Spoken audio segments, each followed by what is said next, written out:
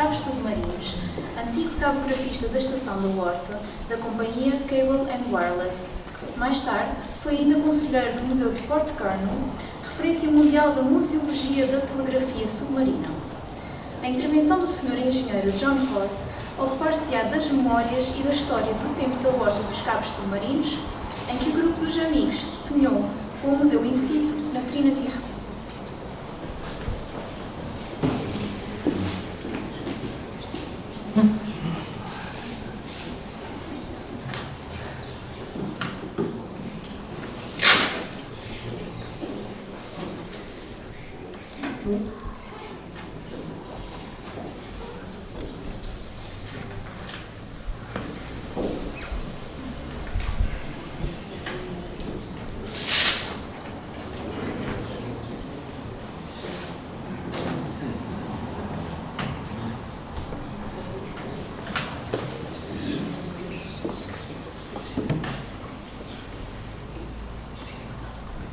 Excelentíssimo Senhor Presidente da Câmara, Senhoras e Senhores, desculpa, não uso casaco, mas como essa umidade, esse é o inglês, frio, tá bom, essa umidade, então eu não quero morrer aqui hoje. O Memórias do Ilha do Faial, Histórias do Tempo dos Cabos Submarinos, o trabalho dos grupos de amigos, é muita coisa, tantas recordações, então 15 minutos é pouco tempo, mas eu vou falar 15 minutos, mais nada.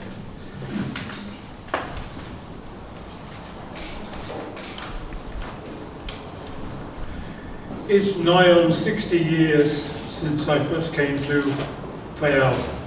I came on the Anglo de Turismo.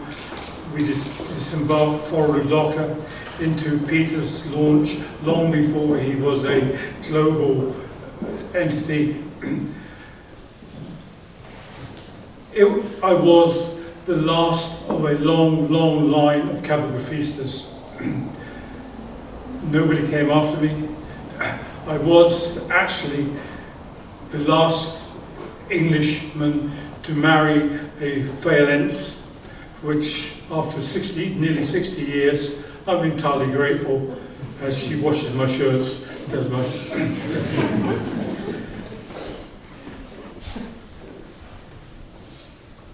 Over the last 60 years, I've come back here many, many times. Faial life has changed an enormous amount in those 60 years. The heavy industry around the port area has disappeared under the footfall of tourism. The barques to Pico no longer bring us uvas or lanya for our ovens.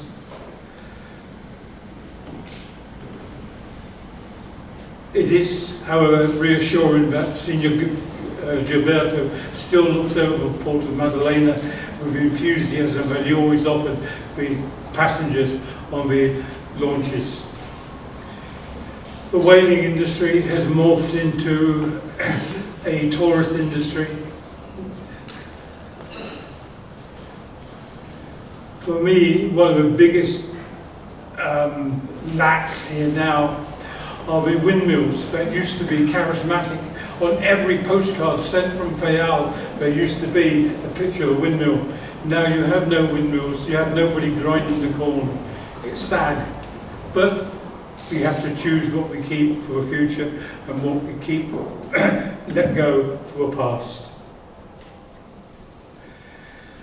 Another thing that has disappeared, it came with television, that terrible thing, television. It destroyed overnight the ladies walking around the Sala de Cidade, what do you call it, Lago Infanta, and a most attractive sight for the young men, but it's gone. Another thing I miss, strangely enough, in this land that now has so many restaurants and so much tourism, is Joan de Taillou. He had a restaurant down there. He had by far and away the best beef we could ever dream of. It had texture and flavour, and there isn't a single restaurateur in Fayal now who can match him, I regret to say, because I really would like to meet him again. There is one other thing that I find is much more merciful, but in my time here, my first time here, young men no longer come with broken bodies and broken minds from the terrific, horrific tales of Ultramar.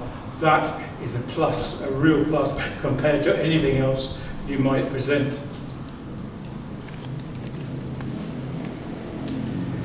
In 2010, I was invited to join a heritage group, a group of amigos called the Submarinos.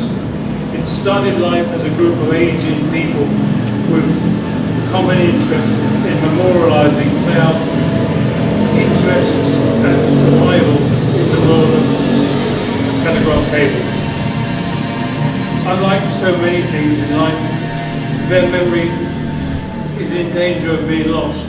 In the last year, 4 of my friends, my colleagues in cable and wireless have died.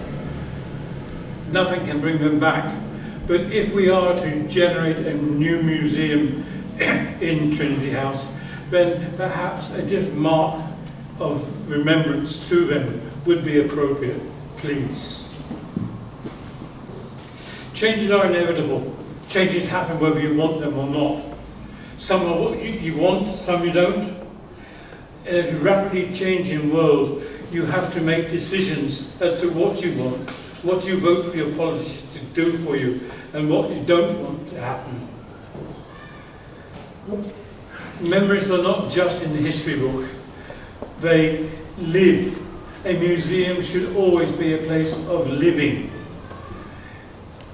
When I go to the Horton Museum here, I go upstairs, and there, part of history is the NC4, the plane that Fernando Menes made.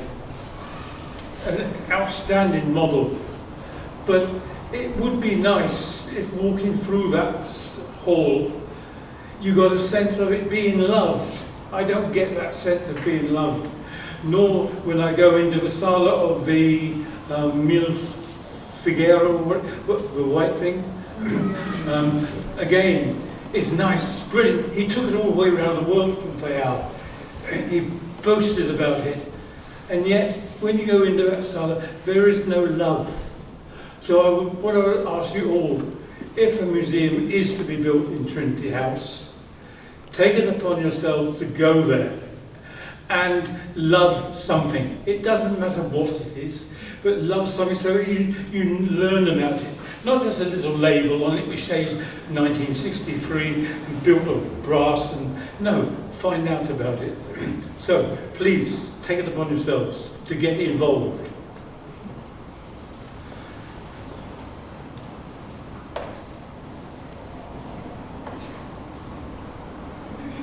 Come on. Somebody help?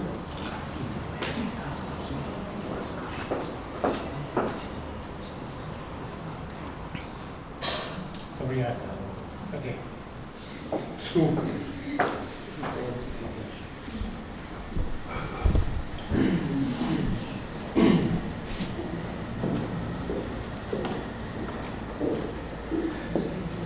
The quirks of geography placed Fayal in the ideal place to help the cable industry back in the 1900s. No other reason. It could have been anywhere else in the world, except that the route from Canada to Ireland became congested, it became long. Fayal's ideal location here in the middle of the Atlantic and its actual position within the Azores gave it the advantage over Ponta Delgada and all the other islands. Live that advantage in the future. Make Fayal again. The current focus of Fayal's contribution to the global communications owes much to the dream of a group of amigos do autos cabo submarinos. Sorry, I've got my where's the pity from? In 29, they started their campaign to create a museum that would memorialise the enormous contribution that the era of a submarine cable made to the world, and more specifically to the development of modern water. At the outset, they were unaware of how much work was to be done, how much the lack of enthusiasm among the local inhabitants was, and also how little time they had at their disposal.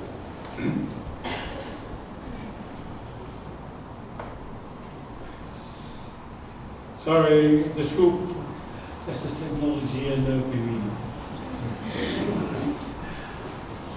When we designed a portfolio of work for the various interests that were involved in the Grupo dos Amigos, we came up with this slogan. It's absolutely apt. There is absolutely no arts and crafts to it at all. It is absolutely true. America is that way, Europe is that way, Europe is that way, and South America is that way. Fayal is absolutely in the middle of the operation for telegraphy. Some of the countries, some of the companies might have been bigger,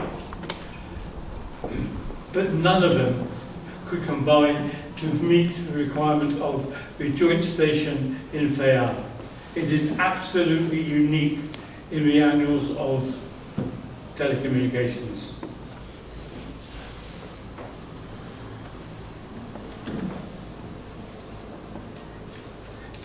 Throughout the period of the Horta Museum project, explanation of its values, raison d'etre and mythology have been the subject of many of our past presentations. If you've heard it all before, then I apologise, but I've been asked just to mention it again for a few minutes. Mid-18th and 19th century scientific discovery provided the basics in terms of electromagnetism, electricity and mathematics for the development of these cables that would enhance the world getting smaller. The world is now small. It is all due to telegraphy.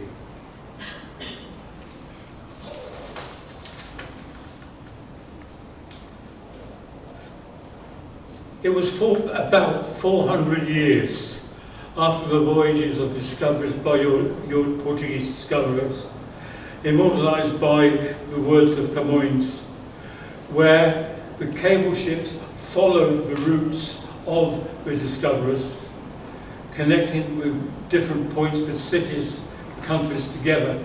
And if we draw the lit map of the discoveries and the early maps of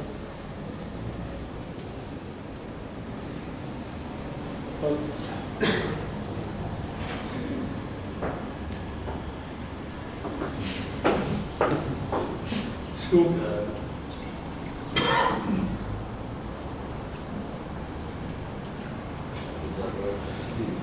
Os ingleses para tudo depois do Brexit.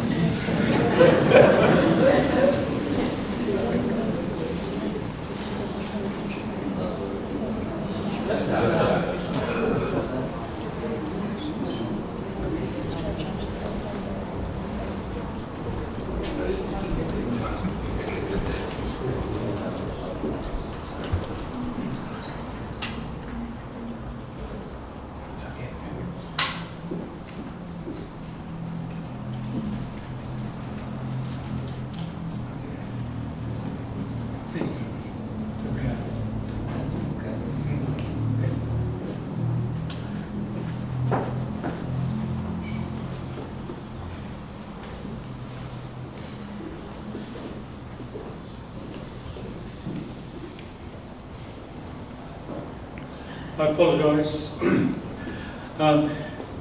When the cables began to be laid out in about 1850, the very first cable to hit the Azores was the Europe and Azores Telegraph Company picking the signal up from Carcavelos coming out to the Azores.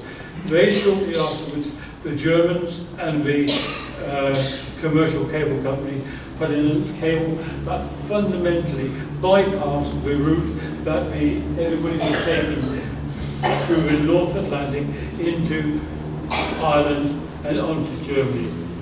Fayal provided the opportunity to bypass that. Within 3 more years, Cable and Wireless, or as it was in those days, Eastern Telegraph Company, brought in their cable, running down from St. Vincent down to Ascension into Brazil. At the same time, the Portuguese, having got in on the act, used the signals from Porto. Look, our beach looks just like your beach. This cable, 1904, the 4th cable to arrive here, took the signals from UK down through Fayal, down to St. Vincent, into Recife, and it opened up the whole of South America to the telecoms industry.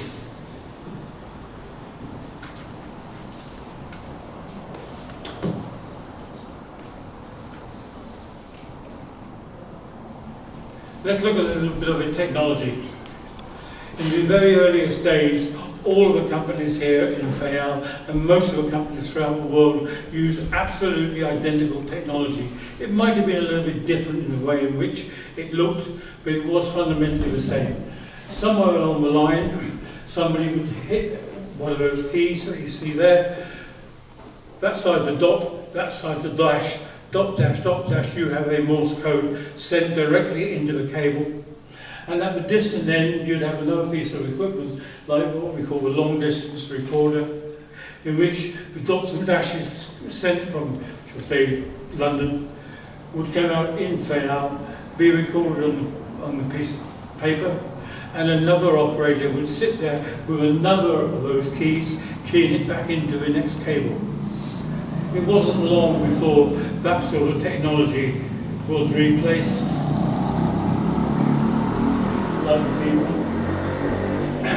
And eventually we came out with a system that was totally and utterly regenerative, meaning that it wasn't touched by anybody between, shall we say, London and Recife. It took about a quarter of a second to get from one end of the cable to the other. Nobody touched it.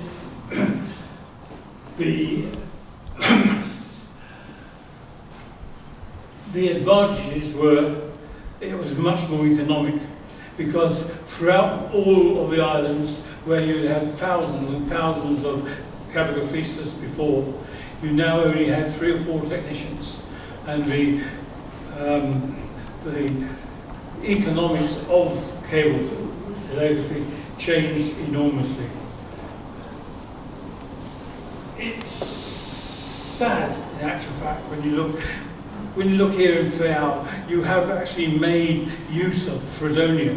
Fredonia was a mess for all the young men who came here, departed as soon as that equipment came along. That equipment lasted from 1924 until 1970. It lasted until the last of the cables was taken out of service. By coincidence, let me go back. Yes, by coincidence, the top picture on that is of a group of Europe and Azores Telegraph Company employees at the very, very start. I think that says 1902. Here, exactly the same company, exactly the same cable, 1970, when we closed it down finally. There's somewhere in there under that one. Younger.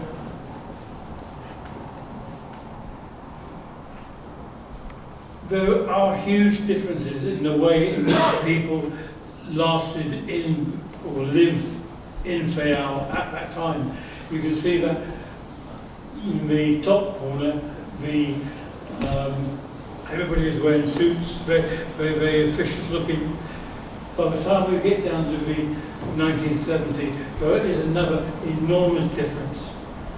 From 1950 onwards, Cable and Wallace, in trying to meet the demands of engineers and also meet political aims, decided that they would send technicians from here to England for 18 months training. They'd been trained for 18 months, come back, and then take the place of the expatriates. And that happened throughout Portugal, so Carcavelos, Madeira, St. Vincent. It makes a tremendous difference. It was leading the world in transference of skills to nationalities.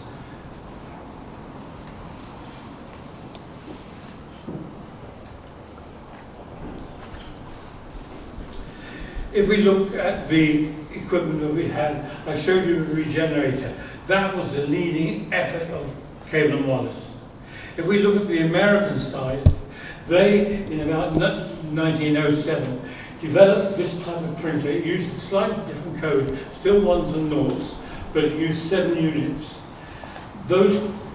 That equipment you see in every film that you've ever seen about America in the 30s, 40s. You talk about ticker tape and the like. Well, the tape from these were thrown from the buildings as a celebration. Okay. The Americans followed that through. Western Union and Commercial Cable both utilised this here in Trinity House for most of the time of their operation. There are differences. The Cable and Wallace one, the regenerator system, worked both ways at the same time. It means that you got twice as much traffic down a cable as this type. This one, simply put it in one end, take it out the other end, glue it down, pass it on. Okay? But without doubt, this equipment led the world in, if you like, military and office technology for, well, until today. The other advantage that the Americans had, 1924, they came up with a perma-alloy cable, very special cable. In an original telegraph cable, the signals deteriorate as they go down. The longer the cable, the worse the signal becomes. This type enhanced that. It meant that they could go much further and much, much faster than anything before. It also led to a system called FDM, which is frequency division multiplex. It means you can spend more than one signal down the cable at the same time. It led the way to the coaxial cable of the 60s, 70s, 80s, the very first telephone cables around the world, which in time meant that the telegraph systems all closed down. Telegraphy became much more apparent. When I first came to Fayal, there were no phone calls to Europe. There were calls to Pico, I think, but that was about it. This, or the antecedents of this, meant that world telephone services became available to all. Whether you think that's a good idea or not is up to you.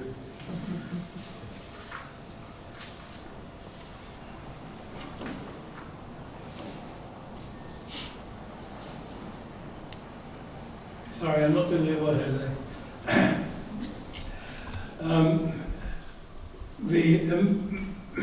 The English had the regenerator system, the American had those teletype equipment. The Germans had their own systems. German equipment looks beautiful. It looks beautiful upstairs in the museum today, polished. It really is. And it was working. That machine there, about 1900, is exactly the same as you have in your pockets today for sending SMS, is it? You call it SMS messages? Okay. We have there a transmitter, a receiver, recording the messages, and some other little bits of equipment. But that is exactly the same today in the SMS as it was in 1900. Beautiful, beautiful equipment. It's also clockwork as well.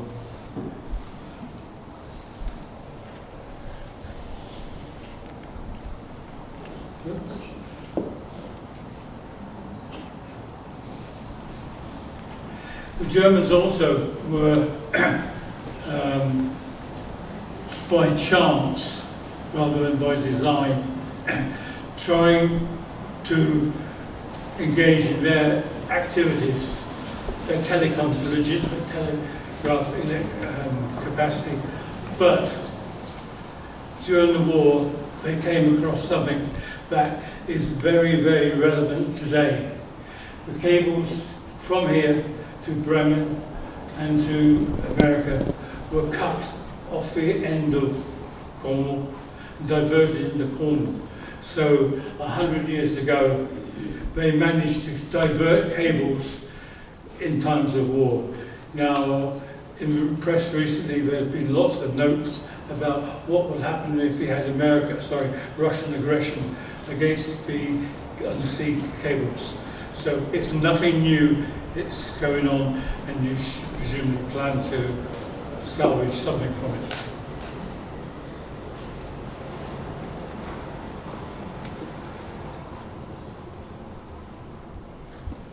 Okay, we now come to look at what we did on behalf of the museum in Horta. Our first step within the plans for the museum was to get the protection of the government on the equipment that we had. We had known that in places like St. Helena, Ascension Island, with tourism came risks, and people on tourism would pick up anything they could find. And a lot of the artifacts from the cable industry in St. Helena and Ascension just disappeared. And we thought it was a very good reason to protect it here. And I hope that it is being protected. It looks to me as if it is being protected, but what you've got, hang on to, because it's important. You won't get it again.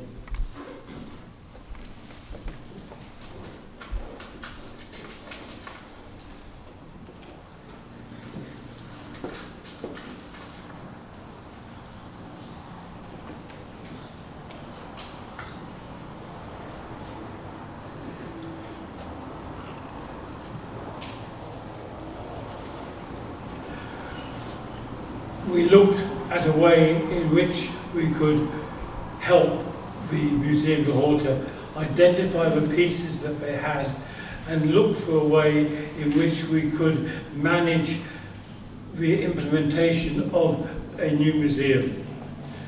We took every single piece of equipment that they had, stripped it down, looked at it, saw what was wrong with it, said what was going to need to be repaired to it, and when it had been repaired, what was the best way for it to be used in a museum, the interpretation. So some pieces look good stuck in a cabinet. Actually, I don't like a cabinet. Stick it on a shelf so people can look at it. But other pieces could have been used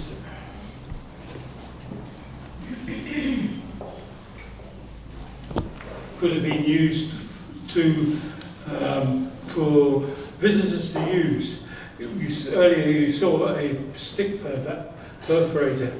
That's ideal. I think we used that in Lisbon for an exhibition there. It allows people to learn Morse code, use Morse code, and get a piece of paper with a name or whatever else they want to take away with them. And so they engage with the pieces of equipment in a museum. The museum becomes alive.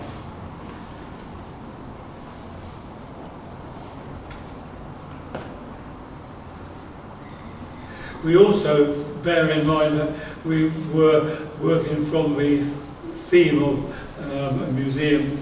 We took the ethics, code of ethics, from the British Museum, and from that derived a program that we would recommend the technicians within the museum to prepare, clean. So you take whatever's there, you know what is wrong, and you prepare it for exhibition. We had a variety of proposals for that. Unfortunately, I don't think anybody took any notice, because some of the things that happened to the equipment are due to, if you like, a lack of knowledge. I'm not saying deliberate damage, but some of them, whereas 3 or 4 years ago I would be quite happy to repair them, now in actual fact they are beyond my repair. You need somebody with sharper eyes, steadier fingers, and an intrinsic knowledge of the equipment to make them usable in their genuine setting, not the setting on a shelf. I don't actually believe that museums only have things on shelves.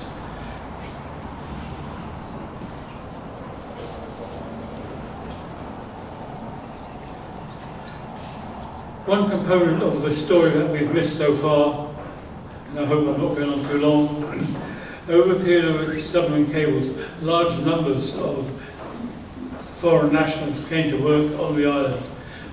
Some bringing money in their pockets, culture from their homes, and less time in which to enjoy them all. From English employees of the Europe and Azores Telegraph and subsequently Eastern Cable Company, Fayal inherited, was it Samana Ingles? I believe you still have that most annoying thing when shops close on a Saturday afternoon when you want to go shopping. Tennis and football. From the Americans, Western Union and commercial cable came a 4th of July basket and the hotel facilities which were used in the Western Union as a hotel for the Clippers when they came through. I am told, although I don't know, that a touch of class and chic was added by the French ladies, who I am very reliably informed encouraged finance ladies, spinsters and matrons to lighten up from their strict traditional social protocols. Now I don't know if that's true, but I was told by the elderly lady who said when the French came, life got much better.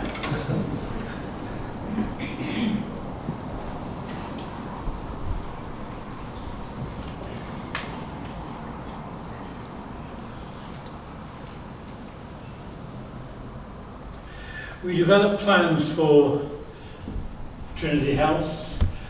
That is a plan for the Cable and Wireless Instrument Room. It actually contains all of a museum. We produced 4 different plans for the museum, 4 different costs, one which costs practically nothing. One of them costs, I don't know, 200,000, and so it went up until we had a very expensive model at about $1 million, which I believe is significantly less than what is planned for today. After talking to Director Lopez, was it, or Nunes, he wanted something bigger. So that was the first attempt at incorporating the whole of the joint station in the cable and wireless efforts being in the blue, in the Trinity House, and the rest of the site being used for telecoms. And I believe at that time he wanted to use downstairs for steamships and the like. Very, very good plan, really brilliant plan for all of the heritage that you have in Halton. But who, I think, would pay for it? The operation of a site like that is going to cost you an arm and a leg.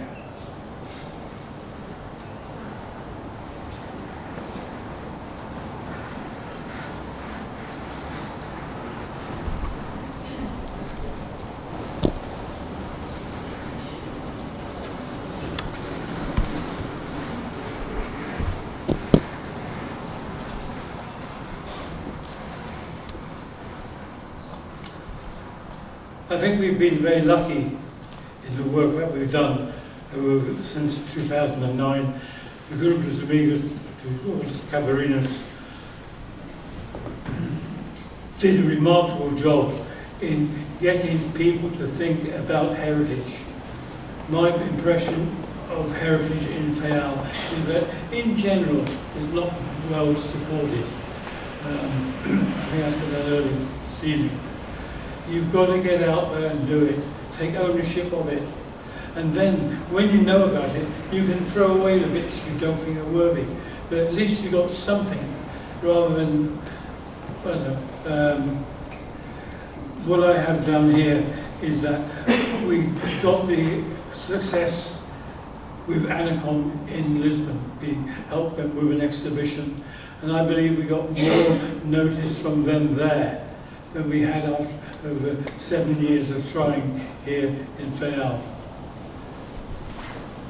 I think the success of Lisbon, they did a bloody good job. They really did. I have a note here. I regret that at that time we had tried but failed to capture the imagination of the Fayal community or achieve political support. The delays permanently cost a very valuable source of skills and knowledge. That skills and knowledge are my friends from Cable and Wireless Station here, Bikudu, Nevs, Saldana. They had been trained in the equipment.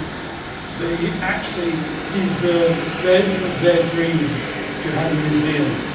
And I genuinely think they were let down badly by not being here in order to see it achieved, or at least started.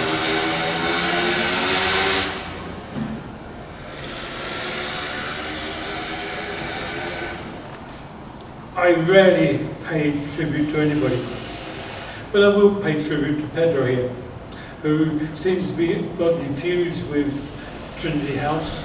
He seems to love the bricks work and is struggling to find that. He enjoys the architecture of the way in which the building was put together. He likes to know how the floors work, how the lift works. In him, you have a keen supporter of the project, and I would suggest that please help him in any way that you can as their project goes forward. And finally, there is one thing I'd ask you to celebrate. On the 18th of June 2026, Trinity House and the Joint Station reaches its 100th year. 100th year of the Fayal Joint Station. The Joint Station, Centro do Atlântico, Centro do Mundo. Put that in your pipe and please celebrate it when it comes round. Thank you very much.